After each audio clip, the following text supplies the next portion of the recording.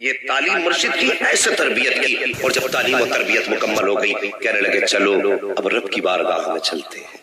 اللہ اکبر، اتنا سستا نہیں ہے میرا غریب نواز جتنا لوگوں نے سمجھ رکھا ہے۔ بڑی شان والے ہیں، عظیم رتبہ خواجہ غریب نواز کا ہے۔ مرشد نے کہا تھا بیٹے چلو اب حرم شریف چلتے ہیں۔ کعبہ شریف میں گئے، میزاب رحمت کے نیچے کھڑے ہوئے اور مرشد نے یوں ہاتھ اٹھائے اور کہا یا اللہ میرے حسن کو قبول فرما لے، یا اللہ میرے حسن کو قبول فرما۔ جیسے خواجہ عثمان ہارون نے اتنی بات کہی تھی، آواز آئی تھی ہم نے حسن کو قبول بھی فرما لیا ہے، اپنے ولیوں کی لسٹ میں اس کا نام تحریر بھی فرما دیا ہے۔ یہ مقبولیت ملی وہاں سے۔ پھر مرشد نے کیا کہا؟ مرشد کہنے لگے بیٹے یہاں مقبولیت کی سند مل گئی ہے، اب مہر مدینے لگی۔ ہاں کسی نے کہا نا لوٹ کر آ گیا مکے سے مدینہ نہ گیا، جاتا بھی کیسے جب آقا نے بلایا ہی نہیں ہے۔ لوگ سوچتے طواف کر لیا حج نہ، میں کہتا ہوں صاحب طواف کا نام حج ہے، قربانی کا نام حج ہے، ارکان کا نام حج ہے، لیکن مقبولیت کی سند مصطفیٰ کے مدینے سے ملا کرتی ہے۔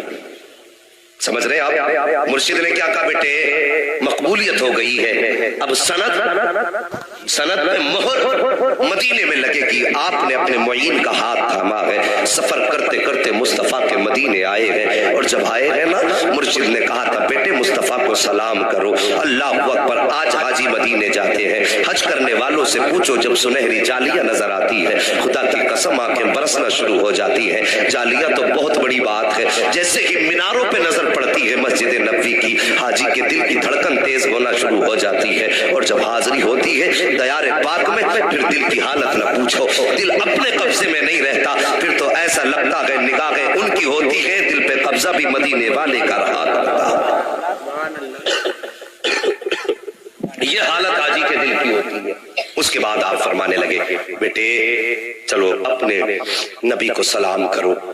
میرے غریب نواز نے کہا الصلاۃ والسلام علیک یا، آپ بھی کہہ دو الصلاۃ والسلام علیک یا رسول اللہ۔ اتنا کہا ہے یا رسول اللہ، اللہ اکبر، گنبد خضرا سے آواز آئی ہے وعلیک السلام یا شیخ الاقطاب۔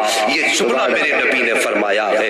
اللہ اکبر، مرشد نے آگے بڑھ کر کے غریب نواز کی پیشانی چومی اور فرمایا بیٹے مبارک ہو، یہاں سے قطبیت کی ڈگری عطا کر دی گئی ہے۔ اللہ اکبر، سرکار غریب نواز نے 2 سال تک، آج لوگ کہہ دیا کرتے ہیں کہ صاحب فقیروں کی لائن الگ ہوتی ہے، ولیوں کی لائن الگ ہوتی ہے، مولویوں کی لائن الگ ہوتی ہے۔ یہ جاہل ہے، نادان ہے، لوگ گوار ہیں جو سیدھی سادھی قوم کو دھوکے میں ڈال لگے ہیں۔ میرے غریب نواز کے پاس علم نہیں، ایسا نہیں، غریب نواز نے 2 سال تک مصطفیٰ کے مدینے میں بیٹھ کر کے حدیث کا درس دیا ہے۔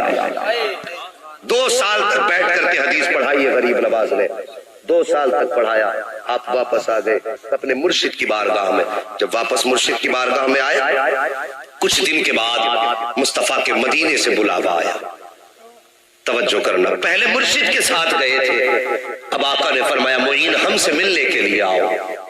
اللہ اکبر، معین ہم سے ملنے کے لیے آؤ۔ اتنا سننا تھا، آپ نے پیدل سفر شروع کیا، مصطفیٰ کے مدینے پہنچے ہیں، جا کے مسجد نبوی میں بیٹھ جاتے ہیں جہاں پر اور بھی خادم بیٹھے ہوئے تھے۔ جب جا کر کے بیٹھے اندر سے مصطفیٰ کے مزار سے آواز آئی کہ معین کو اندر بھیجا جائے، معین کو اندر بھیجا جائے۔ جو خادم تھے وہ دوڑ کر کے آئے، کہتے این المعین، معین کہاں ہے، معین کہاں ہے، مصطفیٰ بلا رہے ہیں۔ جیسے اتنا کہا تھا وہاں پہ 10 سے زیادہ معین نام کے لوگ تھے۔ کوئی کہتا تھا میں معین ہوں، کوئی کہتا تھا میں معین ہوں، کوئی کہتا تھا میں معین ہوں۔ خادم واپس پلٹا، جا کے مزار شریف پہ عرض کرتا ہے یا رسول اللہ جیسی میں نے معین کہہ کے پکارا ہے وہاں پہ تو 10 کھڑے ہو گئے، کوئی کہتا کہ میں معین ہوں، کوئی کہتا کہ میں معین ہوں۔ آقا بتائیے کس معین کو بلا رہے ہیں؟ جیسی اتنا کہا تھا آواز آئی تھی ہم نے معین الدین چشتی کو بلایا ہے۔ اللہ اکبر، اتنا سنا ہے، غریب نواز نے دوڑ لگائی ہے۔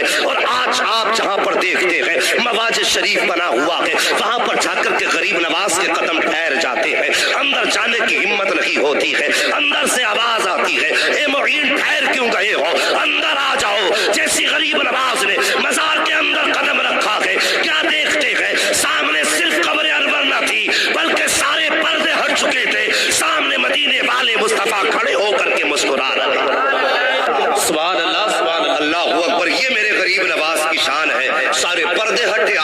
مسکرا کے کہنے لگے تو زندہ ہے واللہ، تو زندہ ہے واللہ، میرے چشم عالم سے چھپ جانے والے۔ میرے سرکار نے غریب نواز کو بغیر کسی پردے کے اپنے جلوے دکھائے اور اس کے بعد فرمایا معین تمہیں ہندوستان جانا ہے، وہاں جا کر کے لوگوں تک میرا دین پہنچانا ہے، اور سنو تمہیں